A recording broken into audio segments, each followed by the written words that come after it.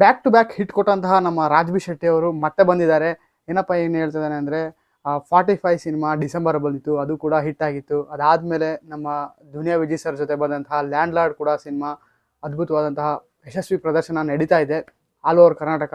ಅದಾದಮೇಲೆ ಈಗ ನಮ್ಮ ರಾಜ್ ಬಿ ಶೆಟ್ಟಿ ಅವ್ರನ್ನ ಪೊಲೀಸ್ ಪಾತ್ರದಲ್ಲಿ ನೋಡ್ತಾ ಇದ್ದೀವಿ. ಒಂಥರ ಡಿಫ್ರೆಂಟ್ ಲುಕ್ಕಲ್ಲಿ ಕಾಣಿಸ್ಕೊತಾ ಇದ್ದಾರೆ.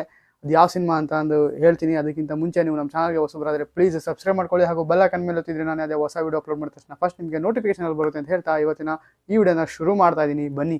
ಎಸ್, ನಮ್ಮ ರಾಜ್ ಬಿ ಶೆಟ್ಟಿ ಅವ್ರನ್ನ ಪೊಲೀಸ್ ಪಾತ್ರದಲ್ಲಿ ನೋಡ್ಬೋದು ಅಂತ ಹೇಳಿದೆ. ಆ ಸಿನಿಮಾದ ಹೆಸರು ರಕ್ಕಸಪುರದೋಳು ಅಂತ ಹೇಳ್ಬಿಟ್ಟು.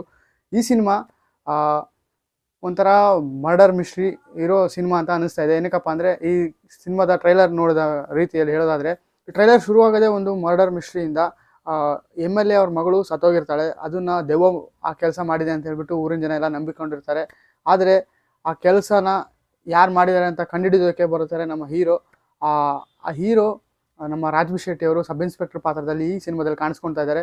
ಇವರು ಮೆಂಟಲ್ ಹಾಸ್ಪಿಟಲ್ ಅಂದರೆ ಅಲ್ಲಿ ಟ್ರೀಟ್ಮೆಂಟ್ ತೊಗೊಳ್ತಾ ಇರ್ತಾರೆ ಅಂತ ಹೇಳ್ಬಿಟ್ಟು ಒಂದು ಸಣ್ಣದಾಗಿ ರೂಮರ್ ಎಲ್ಲ ಇರುತ್ತೆ.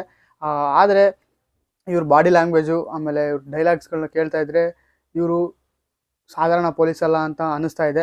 ಮತ್ತೊಮ್ಮೆ ನಮ್ಮ ರಾಜ್ ಬಿ ಶೆಟ್ಟಿ ಅವರು ವಿಭಿನ್ನ ಪಾತ್ರದ ಮೂಲಕ ನಮ್ಮನ್ನೆಲ್ಲ ಗಮನ ಸೆಳೀತಾ ಇದ್ದಾರೆ ಅಂತಂದು ಹೇಳಕ್ಕೆ ಇಷ್ಟಪಡ್ತೀನಿ.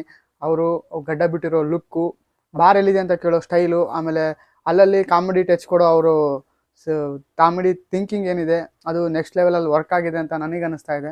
ಹಳ್ಳಿಯ ವಾತಾವರಣದ ಬಗ್ಗೆ ಮಾತಾಡೋದಾದರೆ ಕತ್ಲೆಯಲ್ಲಿ ನಡೆಯೋ ಘಟನೆಗಳು, ಆಮೇಲೆ ಆ ಟಾರ್ಚ್ ದೆವ್ವ ಅಂತ ಹೇಳ್ಬಿಟ್ಟು ಒಂದು ಎಲಿಮೆಂಟ್ ಆ್ಯಡ್ ಮಾಡಿರೋದು, ಇದನ್ನೆಲ್ಲ ನೋಡ್ತಾ ಇದ್ದರೆ ಇದು ಹಾರರ್ ಥ್ರಿಲ್ಲರ್ ಅಂತ ಅನಿಸ್ತಾ ಇದೆ ನನಗೆ ಅನಿಸಿದ ಮಟ್ಟಿಗೆ. ಅಷ್ಟೇ ಅಲ್ಲದೆ ಅರ್ಜುನ್ ಜನ್ಯ ಅವರ ಮ್ಯೂಸಿಕ್ಕು ಈ ಟ್ರೈಲರ್ ಕಟ್ಟಿಗೆ ತಕ್ಕಾಗೆ ಸಖತ್ತಾಗಿ ಸೂಟ್ ಆಗಿದೆ. ಕಾದು ನೋಡಬೇಕಾಗಿದೆ. ಇನ್ನೇನು ಕೆಲವೇ ದಿನಗಳಲ್ಲಿ ಅಂದರೆ ಇನ್ನೇನು 3 ದಿನಗಳಲ್ಲಿ ಶುಕ್ರವಾರ ತೆರೆ ಮೇಲೆ ಬರೋಕ್ಕೆ ರೆಡಿಯಾಗಿದೆ ರಕ್ಕಸಪುರದೋಳು ಸಿನಿಮಾ. ಈ ಟ್ರೈಲರ್ನ ರಿವ್ಯೂ ನಿಮ್ಗೆ ಏನು ಅನ್ನಿಸ್ತು ಅನ್ನೋದನ್ನ ಮಿಸ್ ಮಾಡಿದೆ ಕಮೆಂಟ್ ಮಾಡಿ. ಟ್ರೈಲರ್ ನೋಡಿದರೆ ನಿಮ್ಗೆ ಏನು ಅನಿಸಿತ್ತು ಅನ್ನೋದನ್ನ ಮಿಸ್ ಮಾಡಿದೆ ಕಮೆಂಟ್ ಮಾಡಿ. ನೋಡಿಲ್ಲ ಅಂದರೆ ಲಿಂಕ್ ಡಿಸ್ಕ್ರಿಪ್ಷನಲ್ಲಿ ಕೊಟ್ಟಿದ್ದೀನಿ, ಒಂದ್ಸಲ ಹೋಗಿ ಚೆಕ್ಔಟ್ ಮಾಡಿ ಅಂತ ಹೇಳ್ತಾ ಈ ರಕ್ಕಸಪುರದೋಳು ಸಿನಿಮಾಗೆ ಆಲ್ ದ ಬೆಸ್ಟ್ ಹೇಳ್ತಾ ಇವತ್ತಿನ ಈ ವಿಡಿಯೋನ ಮುಗಿಸೋಕ್ಕೆ ಇಷ್ಟಪಡ್ತೀನಿ. Thank you. ಜೈ ಹಿಂದ್, ಜೈ ಕರ್ನಾಟಕ.